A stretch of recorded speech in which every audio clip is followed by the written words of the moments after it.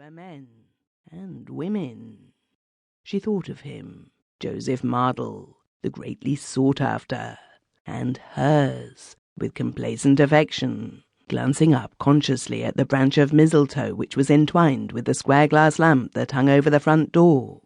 Jo had passionately kissed her under the mystic bough a week ago for luck on the first night of the successful piece, and luck had come, and seemingly remained with them.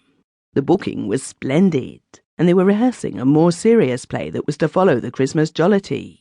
Jo was so busy he didn't know where to turn for a spare 5 minutes. She did not complain, for if things went on like this, they would be able to move out of West Kensington, where you couldn't get a smart parlourmaid to stop with you. Gladys and her fingernails were a sore trial. She entered the dining room, and her eyes sought the sideboard. Jo had had some sense after all, and had remembered to refresh the inner man before leaving, as the violated Tantalus betokened. He lay in bed late. He rarely breakfasted, and never with her. She rose at 8, on principle. She could not afford to keep actors' hours and ruin her complexion. She stood pensively by the small piece of Sheraton furniture before she opened a drawer and took out of it what she had come to seek. Last night's oranges and apples beamed there on a pretty dish.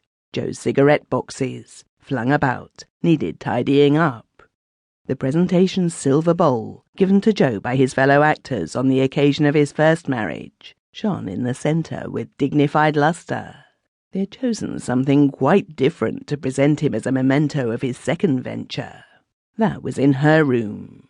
The bowl had a dwarf fern in it now, but sometimes it ran over with punch, or was packed with roses. Another use was contemplated for it. If Jo and she were to have a baby, which sadly enough did not seem likely, the bowl would be used for the christening.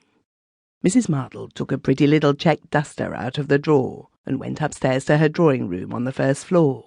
She carefully picked up an iridescent bead off the carpet, the spoil of the dress she had worn last night, and placed it on an ashtray.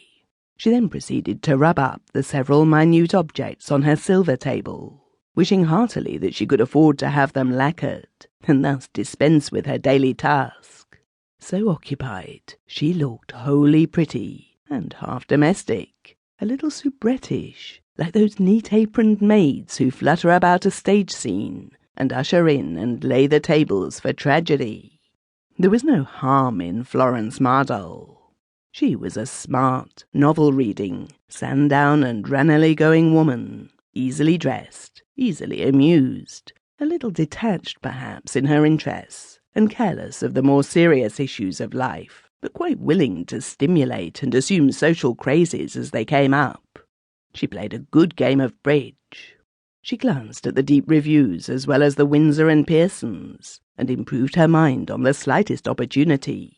You could always get her for a subscription lecture of sorts, and she quite approved of female suffrage, without, however, actively concerning herself with its propaganda.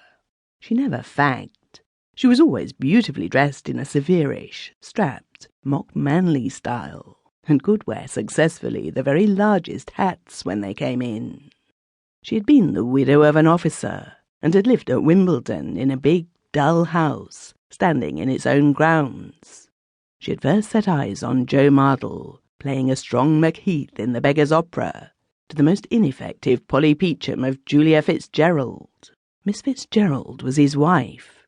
Had she but known it, it might have made a difference, but very likely it would not have. Then and there she had fallen in love with the actor across the footlights, impulsively, violently, madly, and she had not rested, being of an inquisitive, pugnacious, predatory habit of mind, until she had persuaded a journalistic friend of hers and his to bring about an introduction. With her effective crown of real golden hair, waved and curled in extremis, her clean, fresh suburbanity, she had fascinated Macheath. He was known to be weak, volage, and full of moods. Florence was, on the contrary, strong and pertinacious. She had taken him in a mood, and let her love profit by it. With fond remorselessness she had driven him to drive his wife to divorce him. All this she had come